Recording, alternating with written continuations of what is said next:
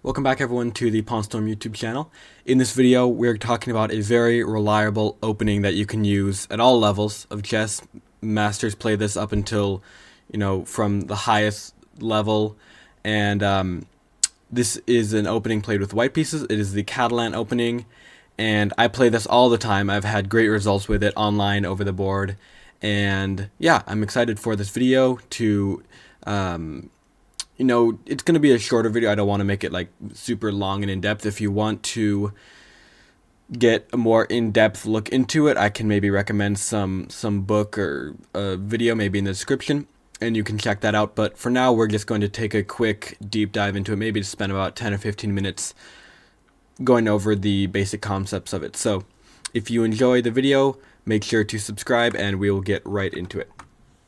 Alright, so we're talking about the Catalan opening, which is you play with the white pieces, and it starts with d4, and the approach that we're going to be playing with black is non-confrontational to our position. So black doesn't play like the England Gambit, which will immediately, as you see, the young king doesn't really like this because it thinks it's just giving away a pawn, which it is, but we are not going to take a confrontational approach with black. So black doesn't play like the England Gambit, but instead black plays more traditional with d5. Now, you can play this. This is based off of the Queen's Gambit, so you can play c4 right away, but I wouldn't recommend this if you're trying to go for a traditional Catalan, because sometimes it can just take, and this is fine for you because you bring your pieces out, you can take the pawn, you get your knights out and all that stuff, but I wouldn't really recommend this, even though I am a Queen's Gambit player, so I usually play this even if I don't go for Catalan. But if you are trying to go for a true, like a Catalan, then you should probably start with knight to f3. Let's say black plays knight to f6, and now you'll play g3. The point is you want to fianchetto the bishop, castle your king, and then you are going to play c4. Alright, so black can play a variety of things. Let's just say black kind of copies you, like this, bishop e7, castles, and now you can play c4. And the point of c4 is, if they take, you can play a variety of things. First of all, you can play queen c2, which has vision here, so the knight cannot come, and you can also win you can also in the future play queen takes pawn. The other thing you can do is, if they take, you can also hop the knight in to take, and your knight is in the center, and they can't really attack you. Which is really nice because it's defended by the pawn, and also you'll win this back. And the thing is, if they try to defend the pawn like this, you can play this move. It's an undermining move, which is a4. Now, the point of a4 is you are attacking the defender of this pawn. So if they take you, you can take with the rook or the queen. It doesn't really matter. You can take with the queen as well. And now you are threatening this pawn. You get all your pieces out here. You can bring the rook up and over even, and you can you bring all your pieces out, put the rook in the middle, and you're doing very well here. Now let's say black, okay, let's say black goes here, and black doesn't even, okay, after c4, black doesn't even take.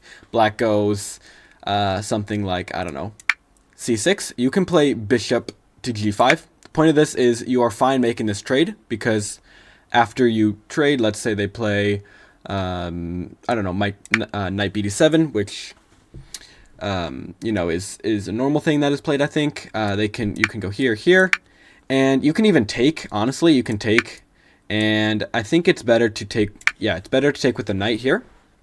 You can already play moves like queen c2, which then you'll want to go here and maybe trade the knights. And then you'll have these two pawns. You can put another pawn in the center, bring the rooks, same idea, right? Let's go back here. And let's say that instead of this, after c4, we have, I don't know, black. Okay, so black can take, which is, I think, might be the most popular move. You have some more things. Like I said, you have a couple of ideas. So first, you have this knight e5 thing. You have queen c2, and another move that has been popularized mostly by Magnus Carlsen is this move knight to a3, which is kind of a peculiar move. It's kind of not really been seen very often. The point is they cannot go here, so the only way to protect their pawn is I mean, they can play, like, they can, I think the best way is probably to go bishop b7, bishop e6, but then you can just play, you know, queen c2 probably. The computer doesn't really like this, but, you know, it's whatever. Okay, so that's another idea. Another useful thing to have when you're in this position, where you have already played c4, is you want to be aware of the position of your opponent's pieces. So you want to play certain moves based on what they play, right? So if they take, you know what to do. You play queen c2. You can go after the pawn, and you are defending the square from the knight.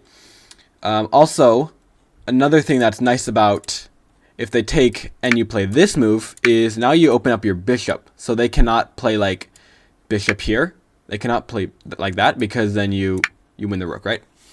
And they, you know, obviously they can't go like here or something, because then they'll lose even more.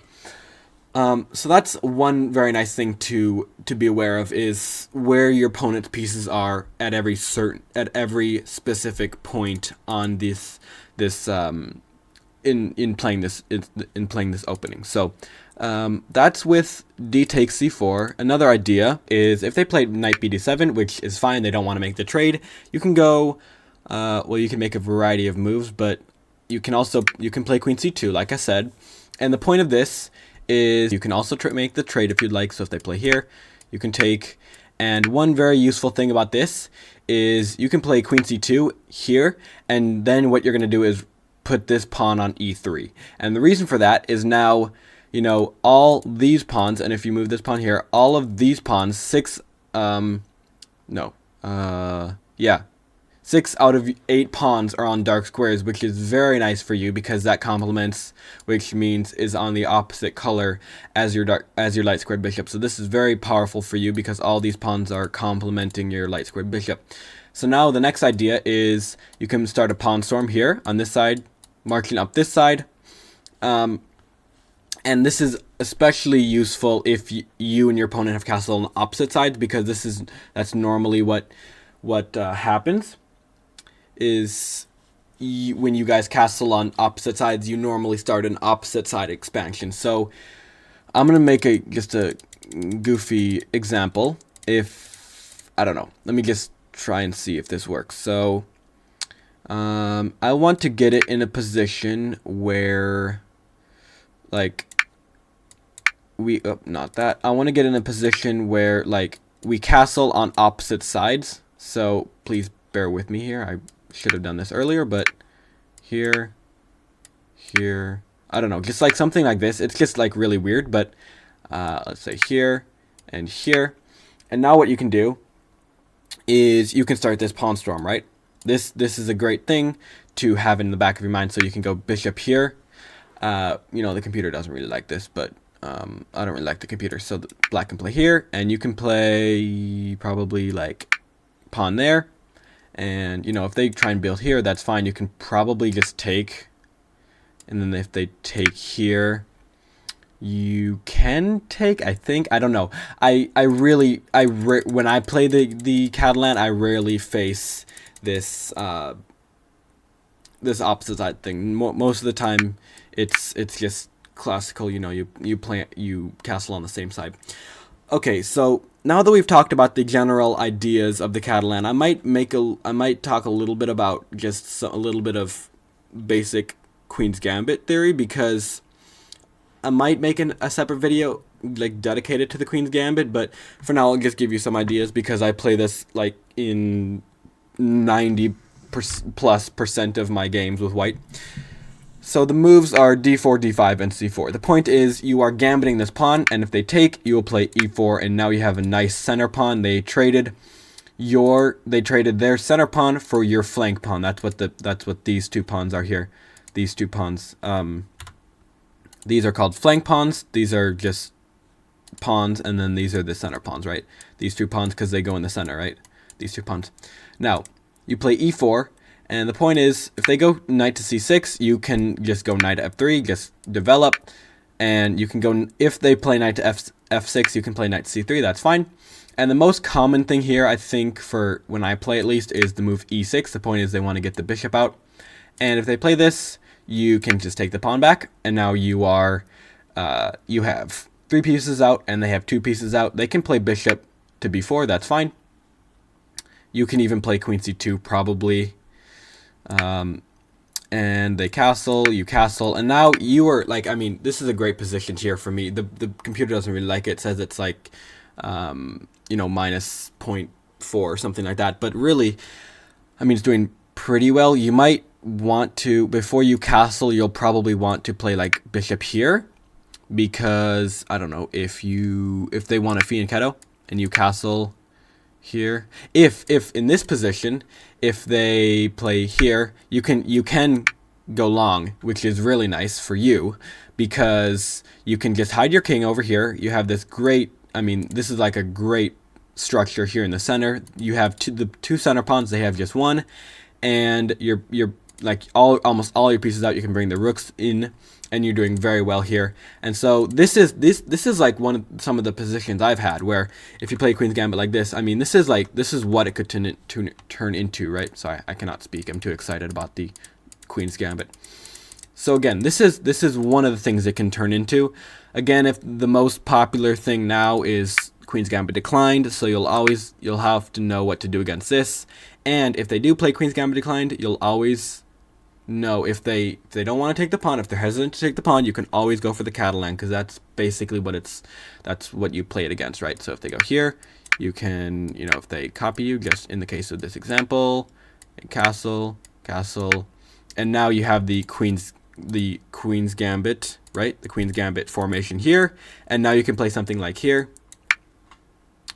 and you know, maybe even knight to d2. I don't know if that's a very good move, but you can go there, and let me see. What would be good in this position? Probably, I would say something like, you know, I don't know. This could actually be a pretty forcing move, because if the bishop does go to f5, that limits your queen's options, because now the knight can hop in, and that could be pretty bad for you. So maybe like queen b3. This does keep it fairly equal, and of course you would never in a million years ever trade this, because this knight is garbage and this bishop is good, so you would never do that. And now you have big vision over here, so they might even have to play a move like here, which is not great, because now you can even play here. No, you can't play there. You can probably take though, and they take with the pawn, and now you can hop in, and now you're threatening this with this. You get the knight out. Again, make the trade if you'd like, bring the rooks to the party, bring them in, and you're doing very well. So I hope this gives you a little bit of ideas of, you know, just the basics of Queen's Gambit, you know, starting like this, Queen's Gambit, and if they take, you know, you go the Queen's Gambit accepted like this, knight to f3, here, and I just touched on, you know, e6, but I mean, again, they can play something like here, and you're not really scared because you get your queen out. It's not a pin on the king, so you're fine. You can take here, and you're doing well. You just need to make sure that at some point you play here, so you have an extra defender. And yeah, you're doing fine here. And then again, it can, if they do not take the gambit, it will build into the Catalan, right? So another option is like here. You can go for your basic stuff, right? Like we talked about here, castle, castle. And, you know, you're doing great here. You're doing totally fine. I wouldn't really recommend knight c3 here, but again, you can play here, and you can make the trade, and you can play queen c2, and then, again, you can go for a center push as well. So if they play here, you can take here, and they have 2 attackers here, right? Knight and bishop, so you want to make sure that you have 2 defenders. So that could be something like here, like we talked about, replacing the pawns on the dark squares. You're doing well here. And if they play, you know, bishop here, you can go here. And, you know, I guess this isn't very good for you. But, you know, you get the idea. Just some ideas. Hopefully you learned something from the video. And this is kind of just a video to kind of whet your appetite for the Queen's Gambit and the Catalan. So, hope you all enjoyed. And check out the other videos on the channel. You can do that by just, you know, going to my channel, checking them out. Please please subscribe. Please consider subscribing, and you can do that by clicking here on the link. And yeah, check out this video over here, and you can check out this video in the corner. Sorry, it's kind of sunny. You can check out the video in the corner here. I don't know where it is, somewhere around there. But that's it. I'm gonna stop yapping now, and I'll see you all in the next video. Thank you for watching, and yeah, see you all in the next video.